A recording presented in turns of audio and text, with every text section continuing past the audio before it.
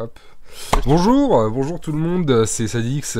Voilà, re-bienvenue sur cette fameuse chaîne Puppet Shark. Aujourd'hui, on se retrouve en compagnie de Okumur. Bonjour Okumur. Bonjour Salix. Comment vas-tu, dis-moi?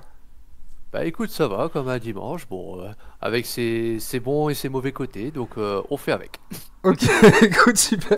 Bon, en tout cas, je te remercie d'avoir accepté cette invitation afin de nous présenter un deck profile qui est le Rank 10 Shadow, si je me trompe pas, c'est ça?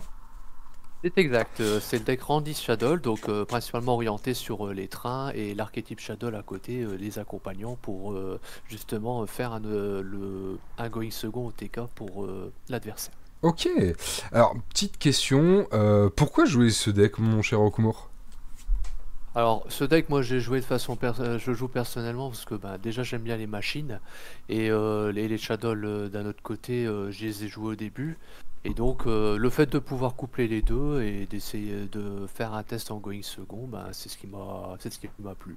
Donc à chaque fois, bah, depuis ses débuts jusqu'à présent, bah, j'ai amélioré le processus pour que on ait un deck going second qui n'est pas qui est à la fois pas prise de tête en termes des interactions mais qui permet aussi d'effectuer de très bonnes combos et de résister au méta. Ok, bah écoute, très beau descriptif, j'aime beaucoup. Alors du coup, tu joues ce deck depuis combien de temps là, à l'heure actuelle? Alors, je joue Trash Shadow depuis la sortie de l'extension collection légendaire Les Sœurs de la Rose. C'est-à-dire l'extension où le train à grande vitesse Super Express et le Juggernaut, ils sont sortis. Ok, ok, bah nickel. Bah écoute, je vais pouvoir te laisser tranquillement la main afin de pouvoir présenter du coup le deck, l'extra deck ainsi que le side. Ok, je te remercie, c'est parti pour moi. C'est parti. Donc du coup, pour le deck profile, je vais commencer par le main deck. Donc au niveau du main deck, la partie Shadow est composée de 3 monstres. Donc on a déjà 3 monstres pour l'instant. Donc on va commencer avec une Ariel, un dragon et une bête. Donc Ariel Shadow, elle a deux effets. Le premier effet, lorsqu'elle est invoquée par flip, donc retournement, on peut cibler un monstre Shadow banni et on le spé soit en position de défense face verso ou face recto. Ça peut aider dans certaines situations, mais pour mon deck et pour l'utilisation qu'elle a dans ce deck, c'est son deuxième effet lorsqu'elle est envoyée au cimetière par un effet de carte.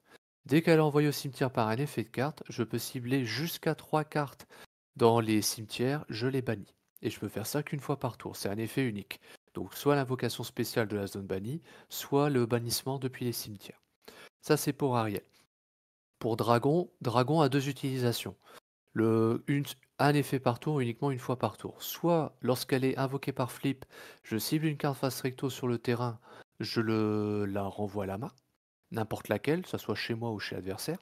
L'autre effet, si elle est envoyée au cimetière par un effet de carte, je peux cibler une MP sur le terrain, je la détruis.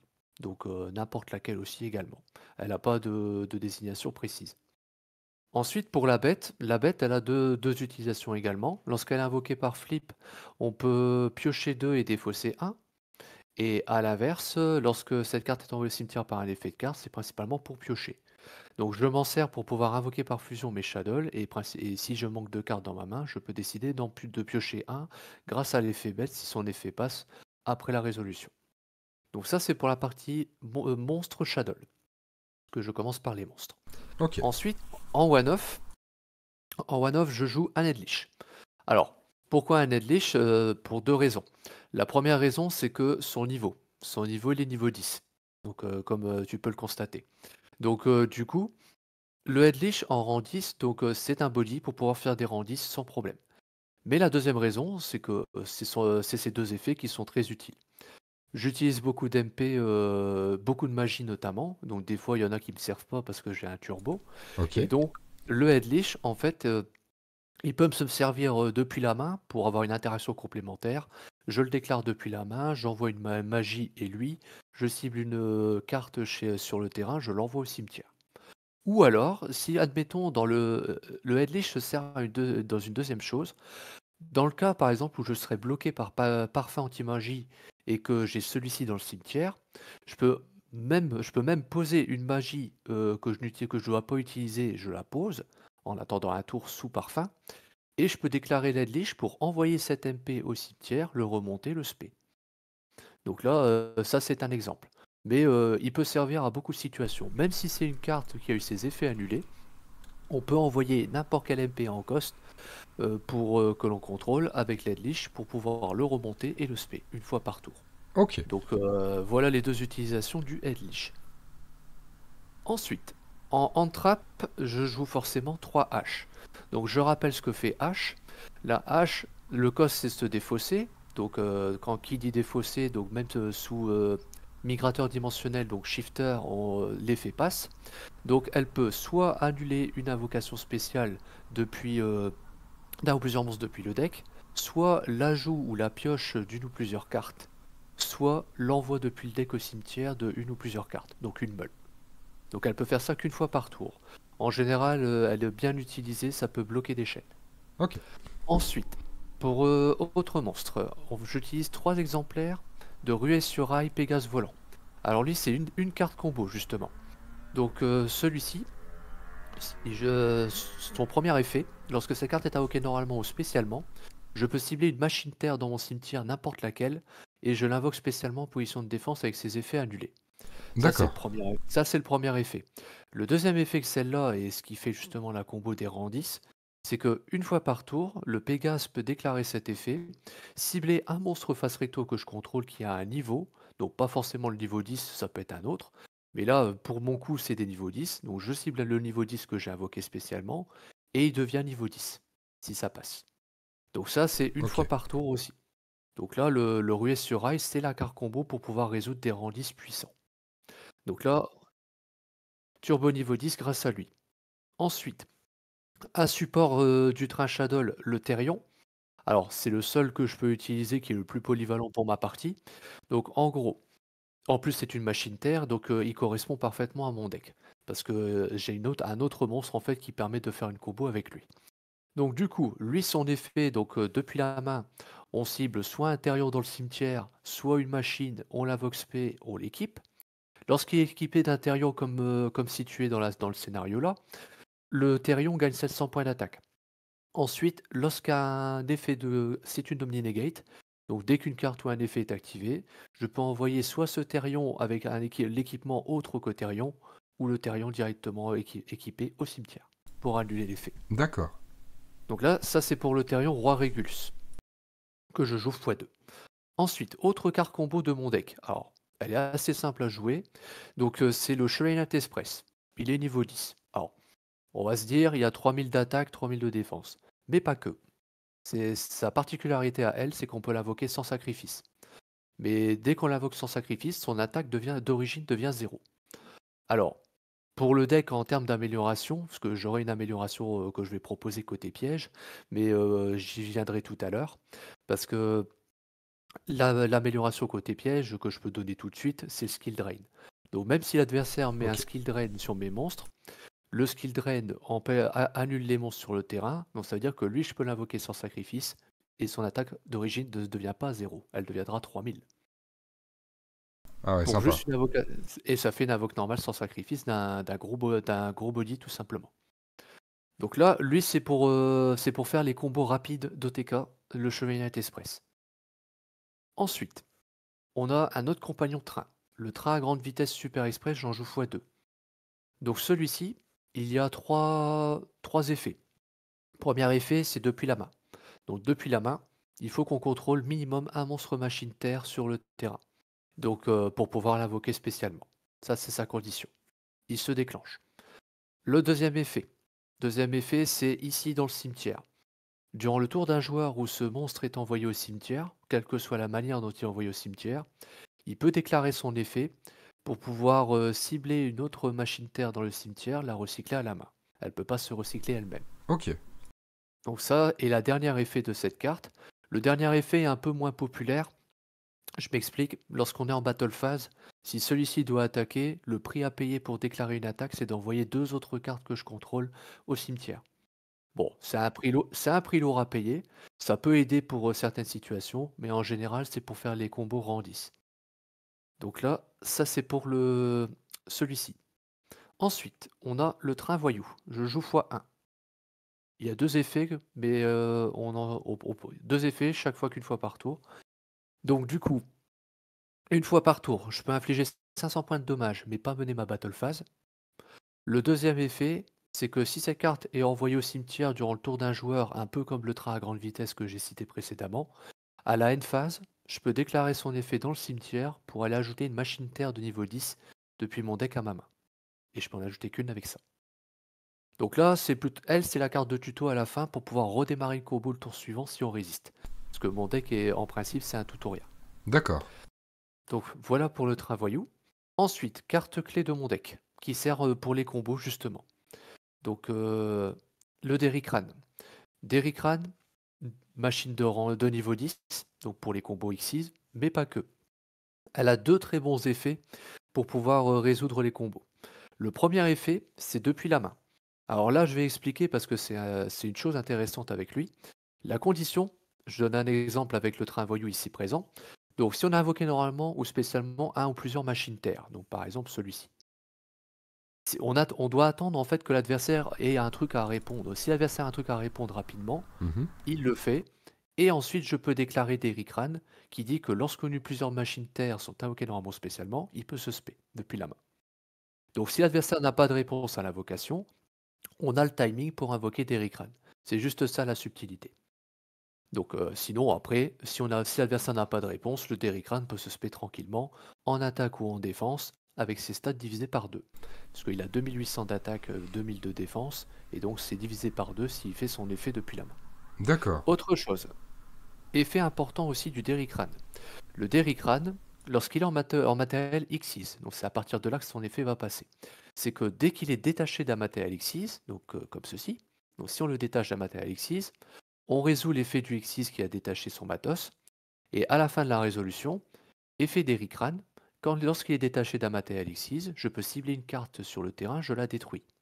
Et donc ça, cet effet n'a pas de limite tant qu'on est attaché, tant qu'il y en a plusieurs en matériel X6.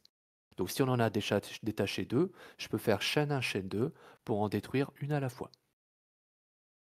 Très Donc ça, sympa. c'est ma combo destructrice avec Derrickran. Elle peut gérer beaucoup de boards.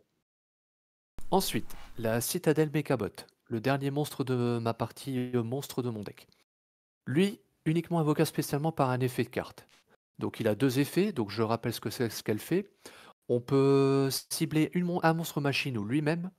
Et si ça passe, la machine est détruite et je détruis tous les monstres adverses qui ont une attaque inférieure ou égale à la machine détruite. Lui-même peut être désigné en coste d'activation pour pouvoir détruire. Autre chose, l'autre effet, c'est que dans le cimetière, admettons j'ai une machine terre, une ou plusieurs machines terre qui sont détruites. Donc au combat ou par un effet de carte, mais sans destination précise, parce que ça désigne pas le cimetière. On peut déclarer lui depuis le cimetière et invoquer spécialement la citadelle. Donc voilà, donc ça c'est juste la condition qu'elle doit avoir, c'est qu'une ou plusieurs machines terre soient détruites pour pouvoir la ressusciter. Et après on peut profiter de son effet destructeur. Elle sert notamment en battle phase, mais elle sert aussi lorsque l'adversaire a fait un board breaker au début, donc genre orage foudroyant, Oraigeki, ou même un autre effet qui fait mono-cible, et je peux invoquer directement cette citadelle et ainsi avoir un peu plus de contrôle chez l'ennemi. Donc là, ça c'est son principe à elle. Ça, c'est pour la partie monstre. Pour la partie magie, on va passer là-dessus. Donc la partie magie, première carte clé de mon jeu, c'est le programme urgent. Le programme urgent est une magie rapide, elle a deux effets. Donc un effet lorsqu'on l'active face visible comme celle-ci, et un effet lorsqu'elle est posée comme ceci. Donc lorsqu'elle est activée, la condition pour activer cette magie, c'est que je dois posséder moins de monstres que mon adversaire, donc minimum un monstre de moins. Donc ça, c'est la condition. Donc si la condition est justement validée, on peut invoquer spécialement deux monstres machines depuis mon deck.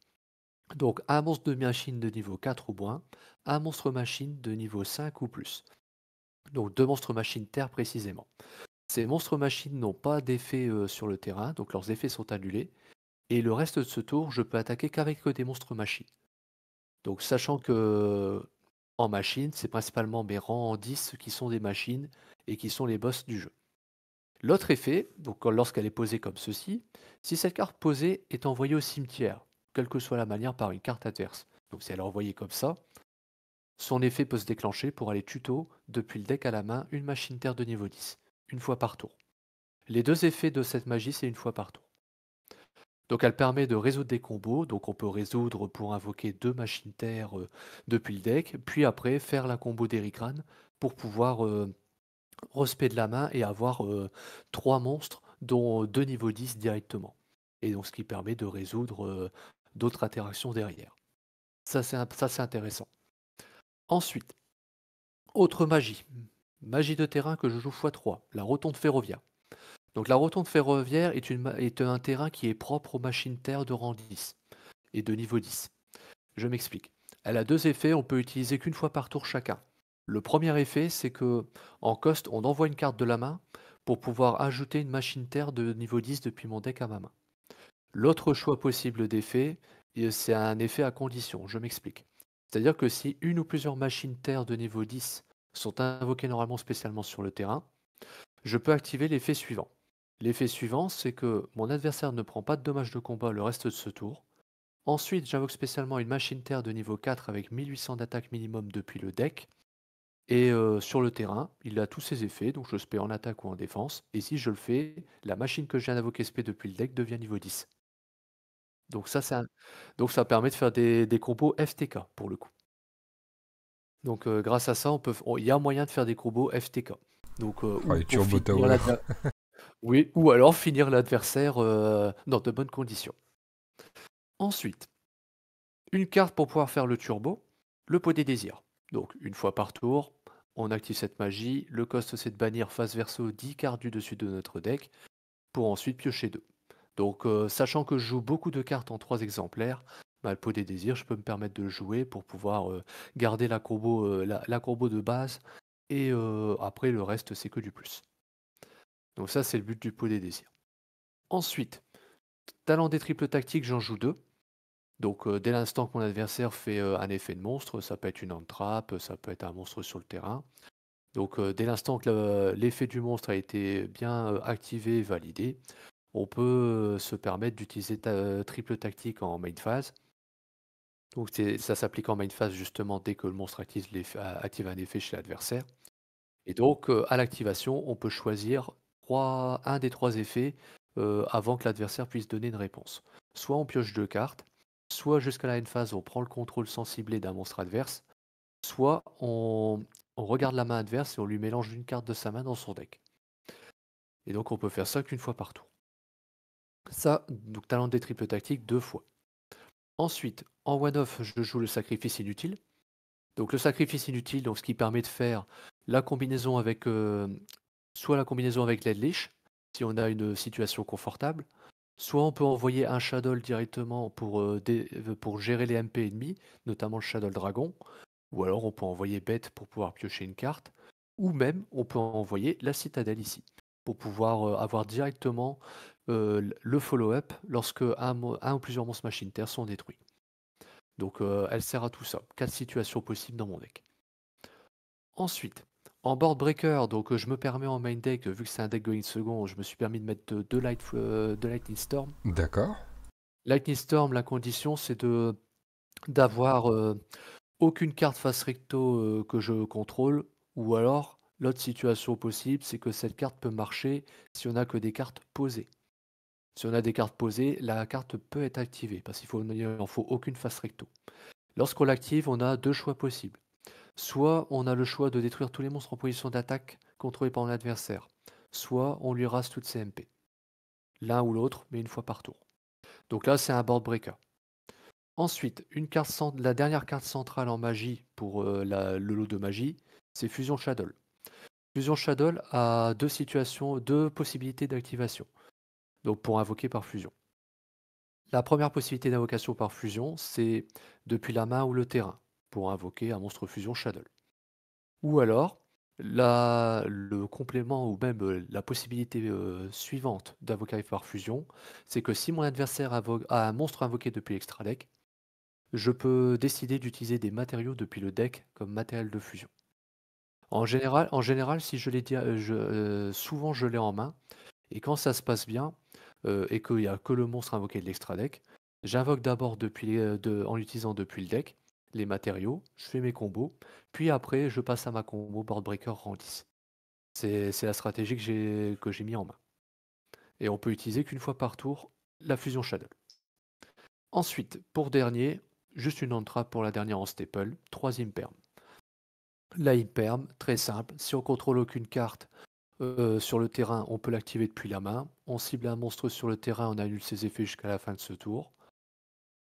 Autre situation, si cette carte est posée, on l'active, même utilisation, on cible un monstre, on annule ses effets jusqu'à la fin de tour.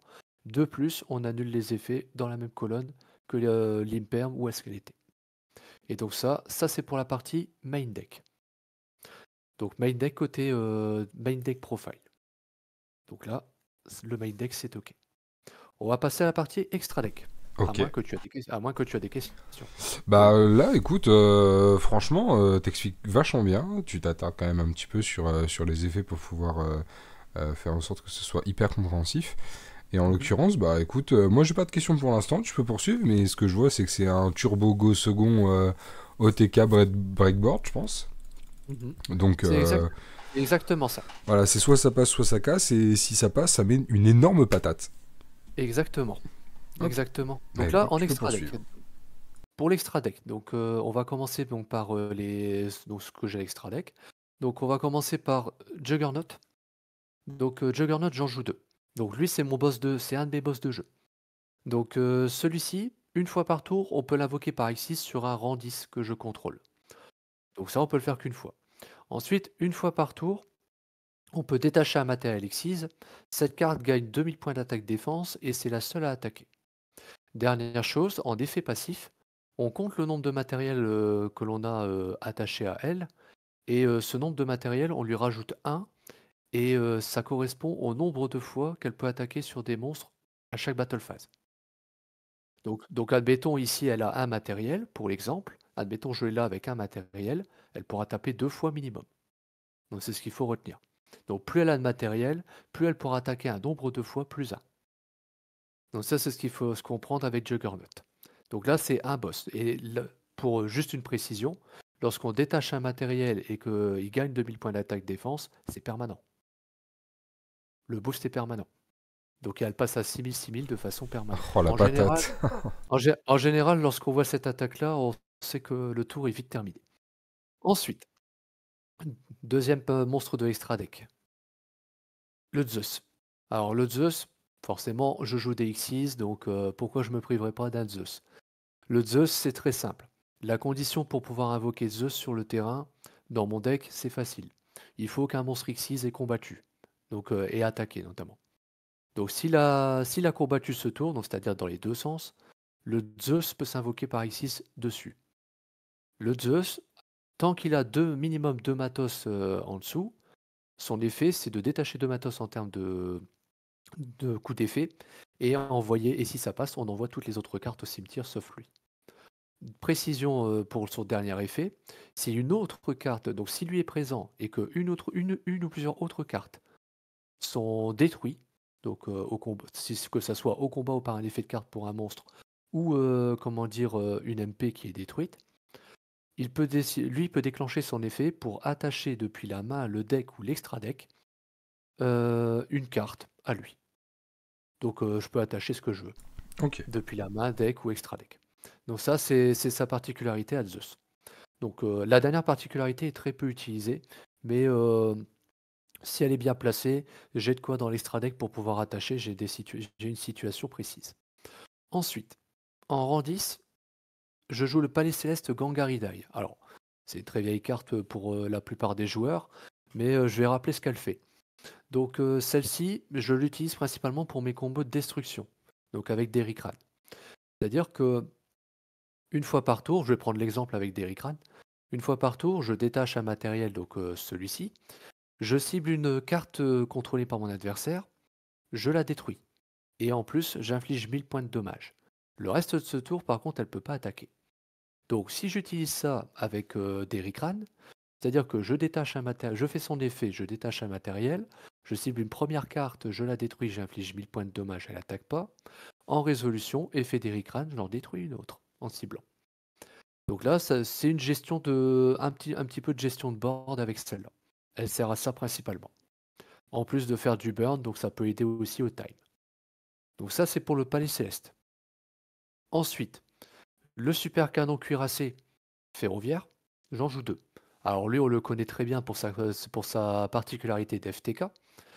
Moi, elle me sert pour le time, mais elle sert aussi comme bridge pour pouvoir invoquer Juggernaut ici présent. Donc du coup, son effet, c'est simple. Une fois par tour, on peut détacher un matériel X6, on inflige 2000 points de dommage à mon adversaire. Et donc,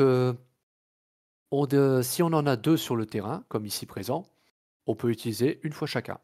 Parce que c'est pas indiqué une fois unique. D'accord. Donc du coup, ça c'est pour l'effet du super canon cuirassé ferroviaire. Ensuite, un autre canon ferroviaire pour la partie X6, c'est le Super Dora, le numéro 81. Le numéro 81, c'est 2 monstres de niveau 10, et il a un effet qui est rapide. Je m'explique. Son effet rapide, le cost, c'est de détacher un matériel, cibler un monstre face recto lui-même, et ce monstre, ou le monstre que l'on a désigné, est inaffectable par les autres effets de carte, sauf, comment dire, ses propres effets. Donc généralement, lui, je peux le mettre, soit je mets à l'abri un de mes monstres, soit je mets à un abri celui-ci, en détachant un matériel et le rendre inaffectable. Donc si je fais le coup avec Derrickran pour la combinaison, parce que Derrickran est une carte centrale, je fais l'effet, je détache Derrickran, je cible lui, il est inaffectable, et en résolution, il fait Derrickran, je détruis une carte. C'est comme si je faisais deux interactions en une seule combo. Donc c'est Oh la très utilisé. giga patate. Oui, surtout que lui, en général, quand je commence premier, je le mets en défense. C'est pas plus mal, il a 4000 de défense. C'est pas facile à passer. Donc ça sert. C'est un beau petit body. Ok. Ensuite, pour les liens, j'en joue 2. Les liens, j'en joue 2. Donc ici, donc, je pourrais donner des précisions pour le deck profile. Le premier déjà, c'est Missus Radio. Alors Missus Radio, lui, c'est 2 monstres terre. J'en ai plein, c'est que ça. Tous les monstres terre sur le terrain gagnent 500 d'attaque défense, et tous les monstres vents sont affaiblis de 400 attaque défense.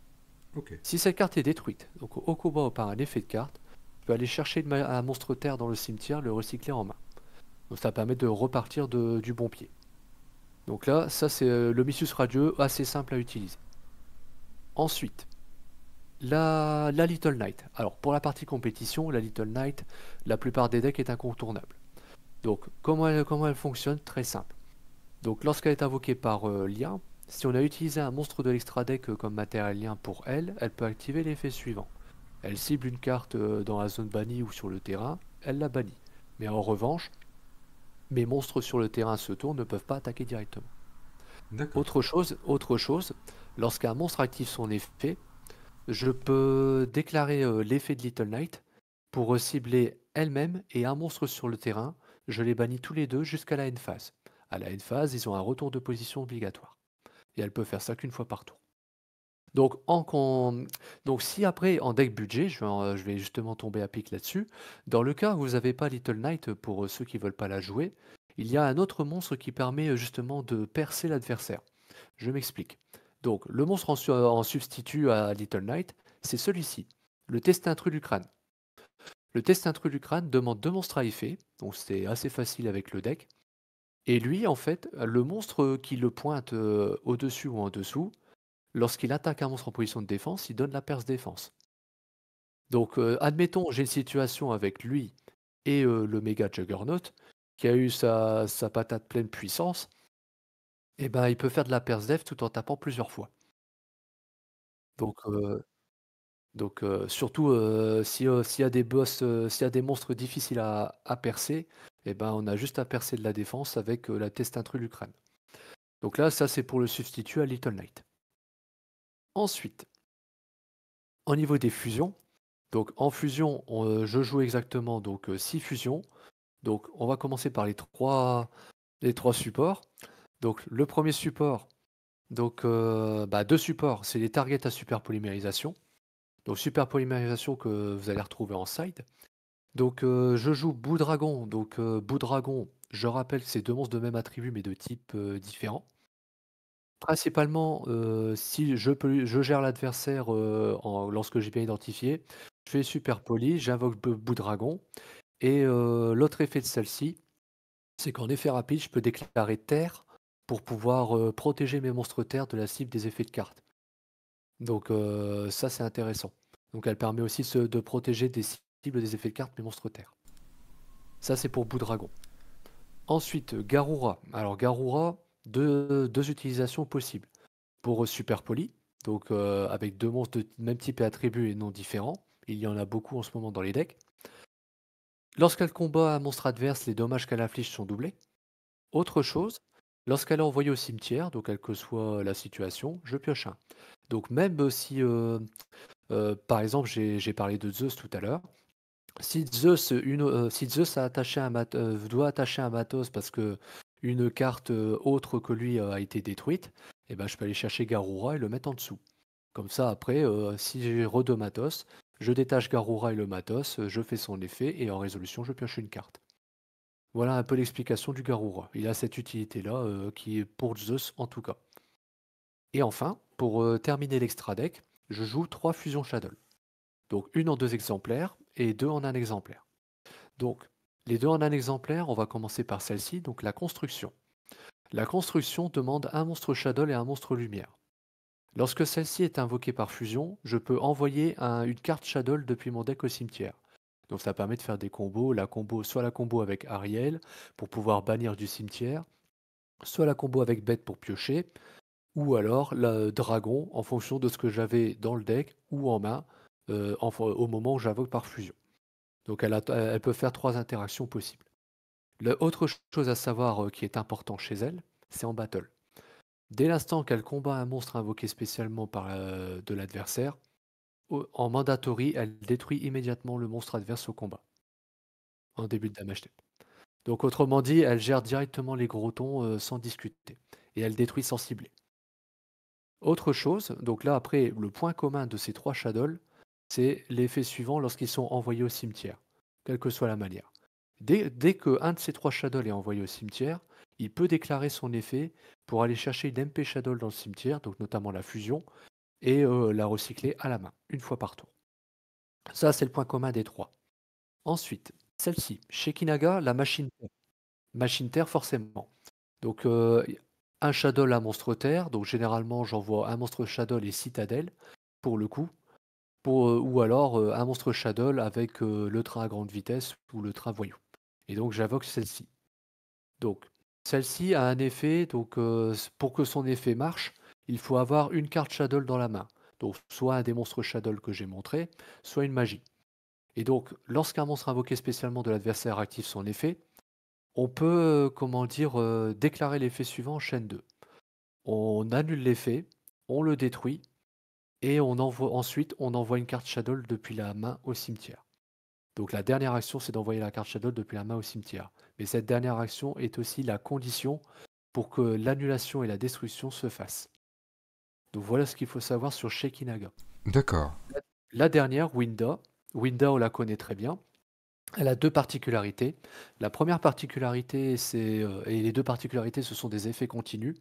La première, c'est que elle est indestructible par effet de carte, donc non destructible par les effets de carte de l'adversaire principalement, donc moi je peux la détruire comme je veux. Autre chose, chaque joueur en effet passif, donc ne peut invoquer qu'une seule fois durant le tour. Donc on peut pas invoquer plus d'une fois si elle est présente. Donc elle peut me servir aussi si vraiment j'ai pas une main conséquente et que je veux, comment dire? Que je n'ai pas d'autres alternatives. Je peux invoquer par fusion Winda et ensuite, je peux comment dire? Poser une ou plusieurs cartes. Par exemple, je peux poser le programme urgent, je peux poser, de quoi me défendre, ou vraiment repartir en follow-up et garder celle-là sur le terrain. Donc là, ça c'est de la gestion pure et simple avec celle-là. Donc pour l'extra deck, ainsi soit-il. Donc là, ça c'est, tout l'extra deck de mon deck Shadow Trap. Ensuite, pour le side deck. Donc le side deck, bon, moi c'est à titre personnel, mais après ça peut aider d'autres joueurs. Donc pour ma version, en side, je joue 3 exemplaires du livre de l'éclipse. Le livre de l'éclipse, en ce moment, c'est très utile. Pour quelle raison? Le livre de l'éclipse, son effet, c'est une magie rapide, elle n'a pas de limite d'utilisation. C'est-à-dire qu'on change on change en position de défense face verso autant de monstres sur le terrain que possible. Donc les monstres liens étant éventuellement dispensés. À la end phase, à la end phase du tour, on a activé cette carte. On en retourne de la position de défense face verso à la position de défense face recto autant que possible. Et de ce fait, l'adversaire pioche un nombre de cartes égal au nombre de monstres retournés face recto par cet effet. Donc ça, c'est le livre de l'éclipse. Donc que je joue x3. Très utile pour les boards, surtout même, elle est utile pour une astuce.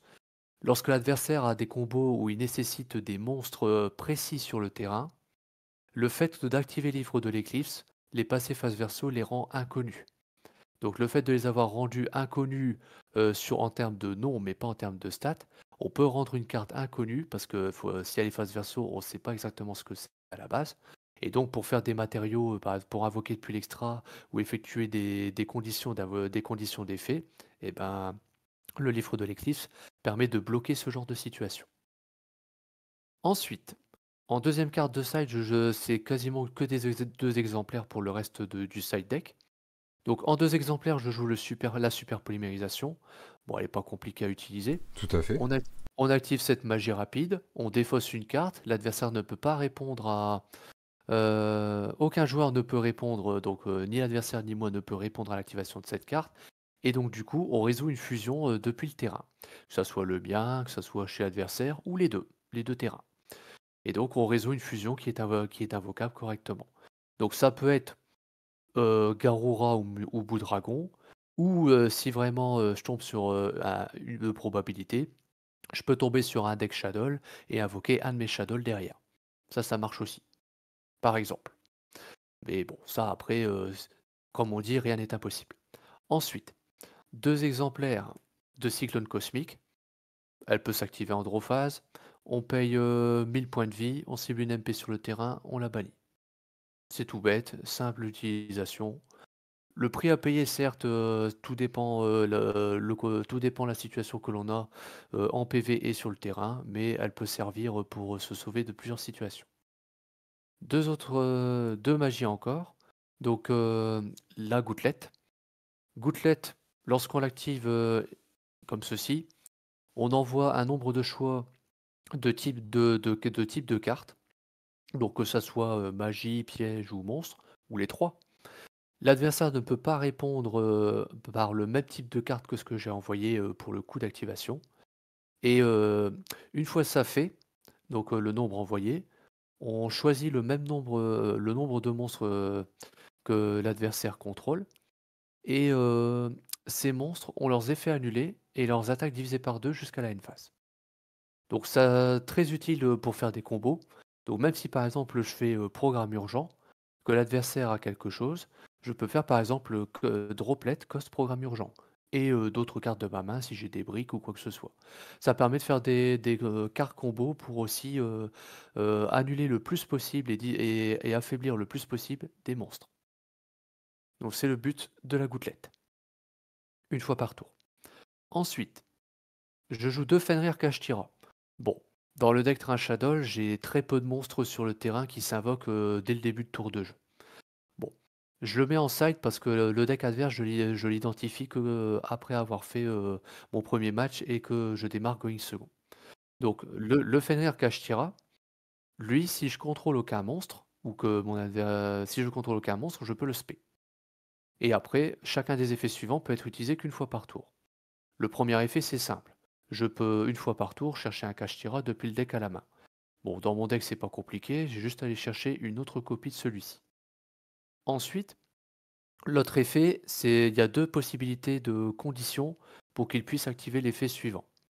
L'effet suivant, donc, c'est de pouvoir cibler une carte face recto sur le terrain et la bannir face verso. Donc, pour que cet effet-là puisse s'appliquer, les deux situations sont les suivantes. Soit lorsqu'il attaque. Lorsqu'il attaque, il peut déclencher son effet. Donc l'effet de bannir. Soit après la résolution d'un effet de monstre de mon adversaire, il peut déclarer son effet pour cibler une carte face recto et la bannir face verso. C'est ces deux conditions précises, l'une ou l'autre, pour pouvoir profiter de l'effet du Fenrir et de bannir face verso. Voilà un peu l'explication du Fenrir. pour les pièges, j'en joue 2. Je joue 2 hommages torrentiels. Ok. Hommage torrentiel, board breaker. C'est tout bête. Dès l'instant que dès l'instant qu'un ou plusieurs monstres gênants vont arriver, j'active ce piège, je détruis tous les monstres. Donc aussi simple que ça. Ça peut briser beaucoup de chaînes d'invocation. Et enfin, pour terminer, je joue barrière dimensionnelle. 2 barrières dimensionnelles, très simples. À l'activation de cette carte, on déclare un type de carte, donc rituel, fusion, synchro, Xyz, pendule. Donc une fois le type déclaré, jusqu'à la fin de ce tour, on ne peut pas invoquer, aucun joueur ne peut invoquer de monstres du type déclaré, mais aussi les monstres du type déclaré qui sont déjà présents sur le terrain ont leurs effets annulés jusqu'à la fin du tour. Donc très utile pour pouvoir arrêter des combos du type que l'on a en face de nous. Et voilà, donc le side se termine par ces 2 cartes. Et donc ainsi, mon deck profile. Ah là là là là là là. Bah écoute, franchement, t'as mis une bonne quarantaine de minutes. On va oui, effectivement. Mais ouais, en tout cas, ce qui est certain, c'est qu'effectivement, il y a pas mal de détails, donc t'expliques bien. Posément, t'expliques chaque effet, tu fais quand même attention. Donc ça, franchement, c'est grave cool. Donc s'il y en a qui sont à donf dans les explications et qui veulent un petit peu plus savoir effectivement ce que ça fait, bah t'as tout détaillé. Donc ça, c'est nickel. Après, toi, le deck, tu envisages quoi si jamais tu devais... Enfin là, est-ce que tu crois, selon toi, que le deck, il est genre ok, il est fort, ou il y a quand même quelques axes d'amélioration? Alors, pour te répondre, je vais te répondre en 2 fois. La première, c'est que le deck, je le traite comme un rock deck. Et la deuxième réponse, c'est que les axes à améliorer, j'en ai quelques-uns, notamment en extra deck.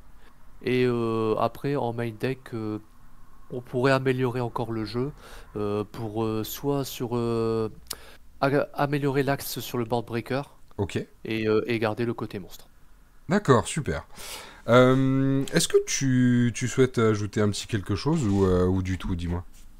Bah écoute, je n'ai pas d'ajout à faire, donc Ok, bah super. j'ai suffisamment décrit. Bah là, franchement, t'as très bien fait. Bon, en tout cas, je te remercie beaucoup d'avoir accepté l'invitation. Mais je te remercie à Ça, toi, on aura pu... c'est un honneur. Ah bah oui, hein, t'as vu ça? Parce qu'on aura pu effectivement découvrir un petit peu ce deck Randy Shadow qui m'a l'air d'être, comment dire, du kiff-kiff. Si ça passe, ça casse.